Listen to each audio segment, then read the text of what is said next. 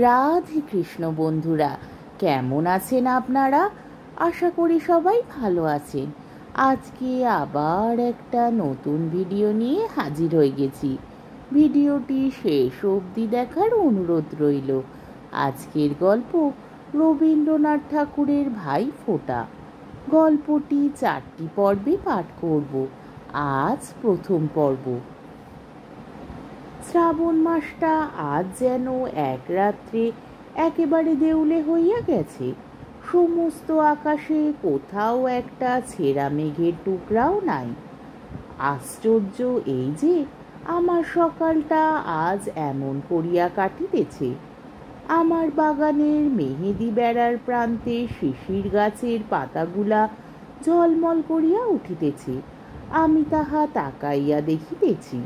সর্বনাশে যে মাছ দরিয়ায় আসিয়া পৌঁছাইয়াছি, এটা যখন দূরে ছিল তখন ইহার কথা কল্পনা করিয়া কত শীতের রাত্রে সর্বাঙ্গে ঘাম দিয়াছে, কত গ্রীষ্মের দিনে হাত পায়ে তেলো ঠান্ডা হিম হইয়া গেছে।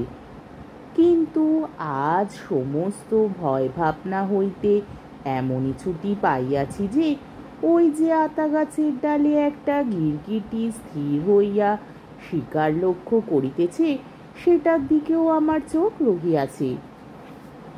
সর্বস্ব খোয়াইয়া পথে দাঁড়াইব, এটা তত কঠিন নয়।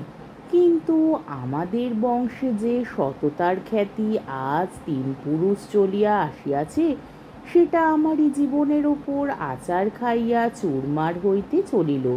সেই লজ্জাতেই আমার দিনরাত্রি স্বস্তি ছিল না। এমনকি আত্মহত্যার কথাও অনেকবার ভাবিয়াছি। কিন্তু আজ যখন আর পর্দা রহিল না, খাতাপত্রের গুহাগহ্বর হইতে অখ্যাতিগুলো কালো কৃমির মতো কিলবিল করিয়া বাহির হইয়া আদালত হইতে খবরের কাগজময় ছড়াইয়া পড়িল, তখন আমার একটা সমস্ত বোঝা নামিয়া গেল। পিতৃপুরুষের সুনামটাকে টানিয়া বেড়াইবার দায় হইতে রক্ষা পাইলাম। সবাই জানিল আমি জুয়া চোর। বাঁচা গেল। উকিলে উকিলে ছেঁড়াছেড়ি করিয়া সকল কথাই বাহির করিবে।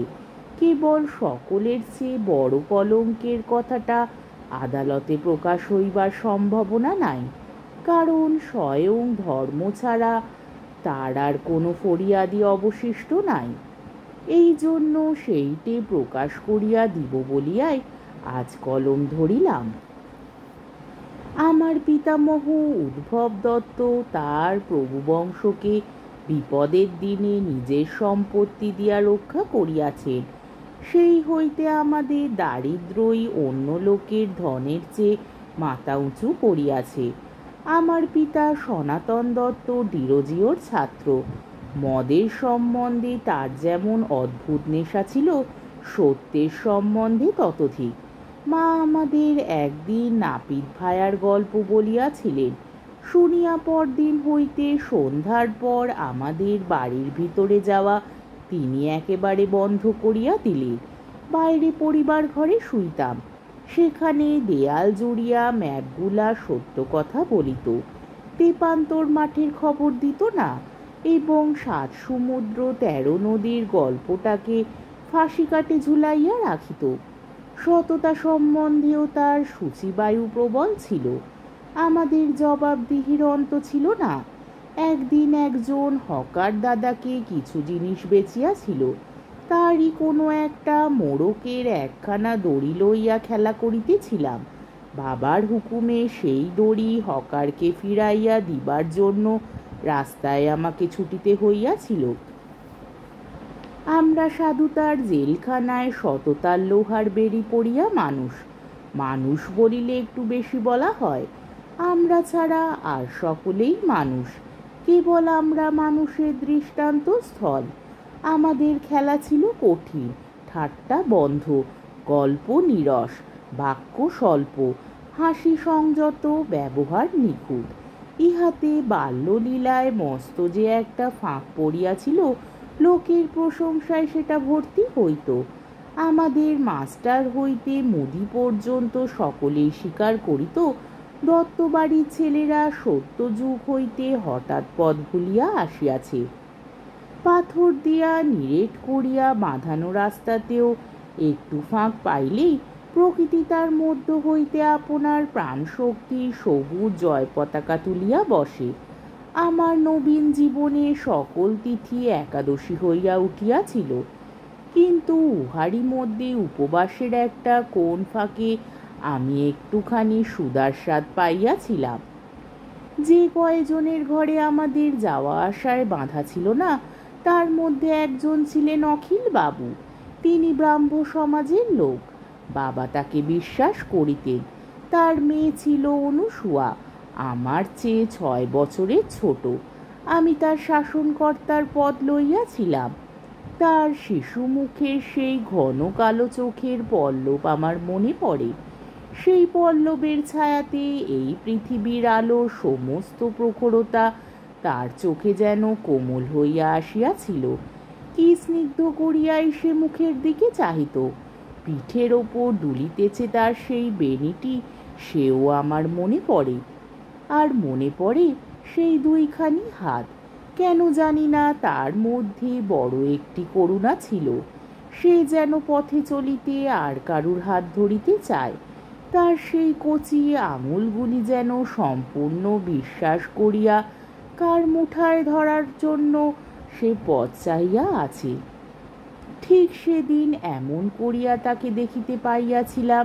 এ কথা বলিলে বেশি বলা হইবে, কিন্তু আমরা সম্পূর্ণ বুঝিবার আগেও অনেকটা বুঝি।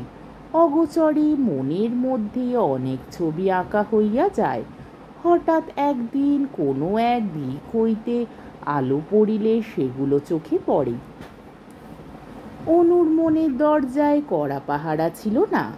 সে যাতা বিশ্বাস করিত। একে তো সে তার বুড়িদাসীর কাজ হইতে বিশ্বতত্ত্ব সম্বন্ধে যে সমস্ত শিক্ষা লাভ করিয়াছিল, তা আমার সেই ম্যাপ টাঙানো পরিবার ঘরের জ্ঞান ভাণ্ডারের আবর্জনার মধ্যেও ঠাঁই পাইবার যোগ্য নয়। তারপরে সে আবার নিজের কল্পনার যোগেও কত কি যে সৃষ্টি করিত, তার ঠিকানা নাই। এইখানে কেবলই তাকে আমার শাসন করিতে হইত। কেবলই বলিতে হইত, অনু, এ সমস্ত মিথ্যা কথা তা জানো, ইহাতে পাপ হয়।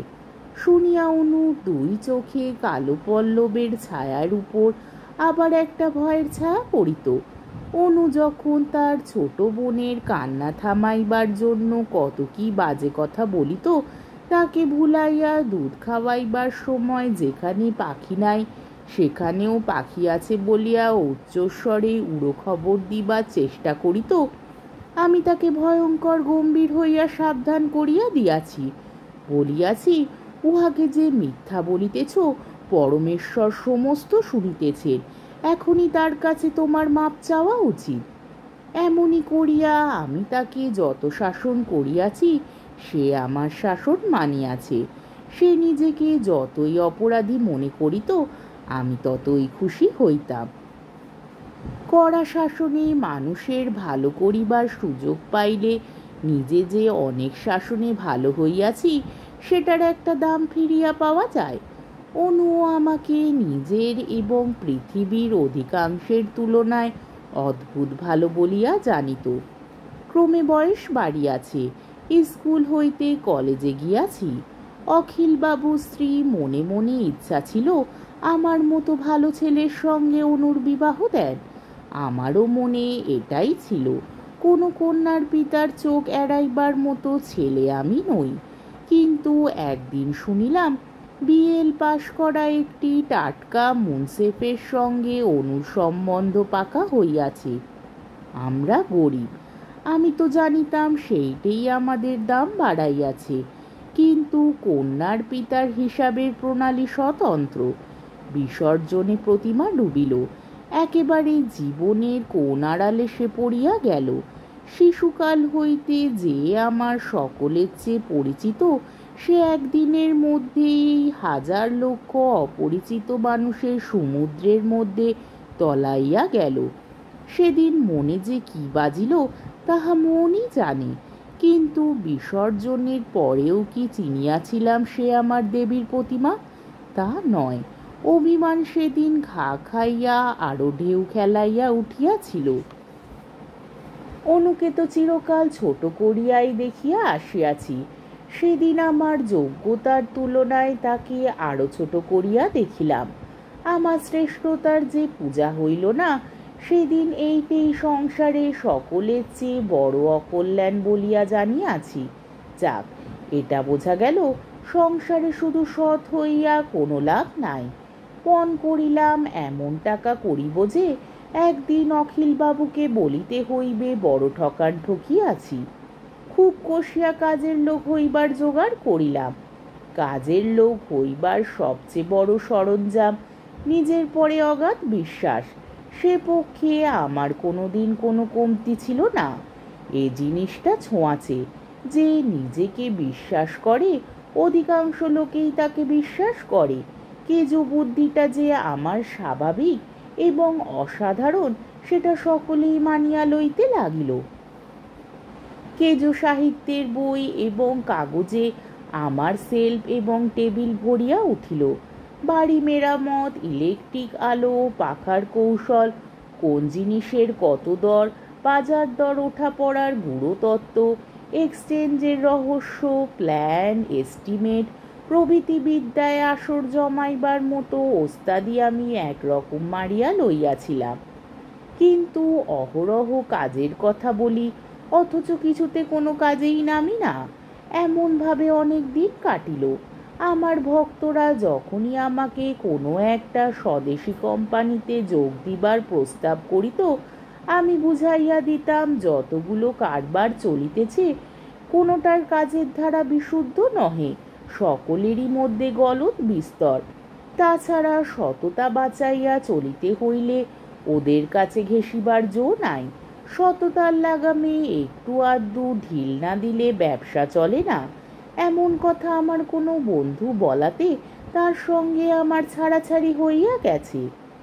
মৃত্যুকাল পর্যন্ত সর্বাঙ্গ সুন্দর প্ল্যান, এস্টিমেট এবং প্রসপেক্টাস লিখিয়া আমার যশ অক্ষুণ্ণ রাখিতে পারিতাম, কিন্তু বিধির বিপাকে প্ল্যান করা ছাড়িয়া কাজ করায় লাগিলাম।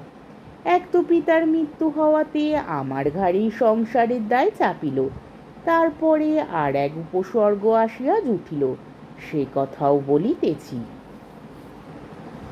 আজকের পর্বটি এইখানেই শেষ হলো।